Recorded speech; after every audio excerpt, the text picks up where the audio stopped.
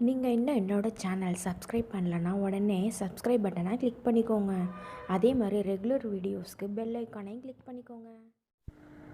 Hi friends, என்ன எப்போவும் இட்லி தோசை சாப்பிட்டு அழுத்து போச்சா? ஸோ இன்றைக்கி சாமையில் ஒரு பணியாரம் எப்படி செய்யலான்னு பார்க்கலாம் வாங்க. ஸோ இது ரொம்ப ஈஸி தான், அது மட்டும் இல்லாமல் டேஸ்ட்டும் சூப்பராக இருக்கும். இப்போ நான் அந்த ஒரு கப்பில் அரை கப் வந்து அரிசி, அரை கப் வந்து சாமை எடுத்திருக்கேன். ஸோ 2 ஈக்குவல் ரேஷியோவில் போட்டுக்கோங்க, அப்போ தான் நல்லாயிருக்கும். இப்போ இதை வந்து வாஷ் பண்ணி நல்லா ஒரு 4 மணி நேரம் ஊறட்டும்.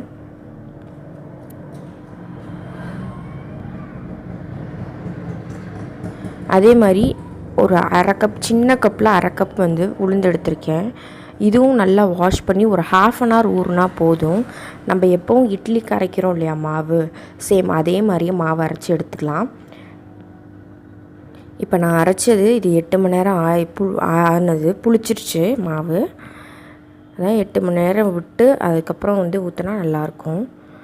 இதை நீங்கள் தோசையாக கூட ஊற்றிக்கலாம், ஒன்றும் பிரச்சனை இல்லை. ஸோ இப்போ இதில் என்னென்ன போடலான்னு பார்த்துடலாம் வாங்க.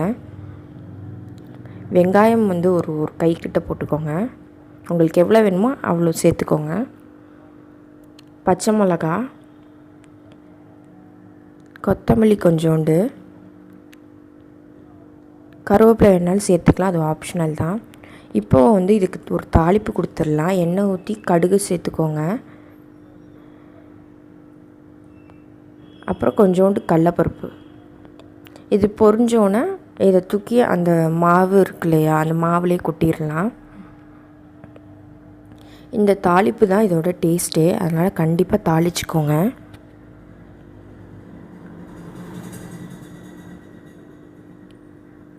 ஸோ நல்லா பொரிஞ்சிருச்சு.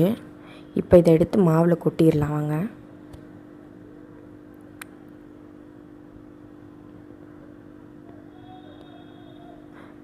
இப்போ இதில் உப்பு எல்லாமே கலந்து தான் இருக்குது. ஸோ டைரெக்டாக நம்ம வந்து பணியாரம் ஊற்றிடலாம். இதை நல்லா கலந்து விட்டு, இதோட வந்து சைட் டிஷ் என்ன அப்படின்னா ஒரு மிளகா சட்னி, இல்லை சாம்பார், தேங்காய் சட்னி, இது எது வேணாலும் வச்சுக்கலாம், சூப்பராக இருக்கும். ஸோ பணியார சட்டி நல்லா காஞ்சிருச்சு, எண்ணெய் ஊற்றிக்கலாம். ஃபஸ்ட்டு மட்டும் கொஞ்சம் நிறையா எண்ணெய் இழுக்கும், அதுக்கப்புறம் வந்து கம்மியாகிடும். ஏன்னா மொத ஊற்றுறோம் அப்படின்றனால கொஞ்சம் எண்ணெய் வந்து அதிகமாக வேணும் ஒட்டாமல் வர்றதுக்கு.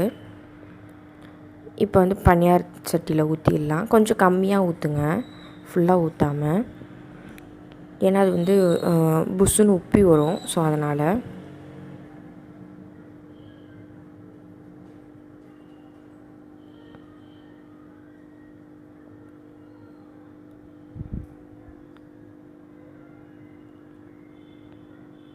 இப்போ எல்லா குழியிலையும் ஊற்றியாச்சு.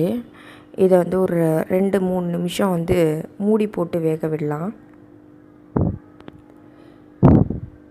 பாருங்கள் எப்படி வெந்திருக்கு, புஷ்ஷுன்னு உப்பி இருக்குன்னு. இப்போ அதை வந்து லைட்டாக திருப்பி விட்டுக்கலாம் பொறுமையாக, அந்த ஷேப் மாறாமல் இருக்கணும். ஸோ அதனால் பொறுமையாக திருப்பி விட்டுக்கோங்க. பாருங்கள் திருப்பி விட்டாச்சு. இன்னும் கொஞ்சம் வேகட்டும் அந்த சைடும். ஸோ 2 சைடும் நல்லா வெந்ததுக்கப்புறம் பிளேட்டுக்கு ட்ரான்ஸ்ஃபர் பண்ணியாச்சு. பாருங்கள் நல்லா குண்டு குண்டுன்னு பணியாரம் செம்மையாக இருக்குது.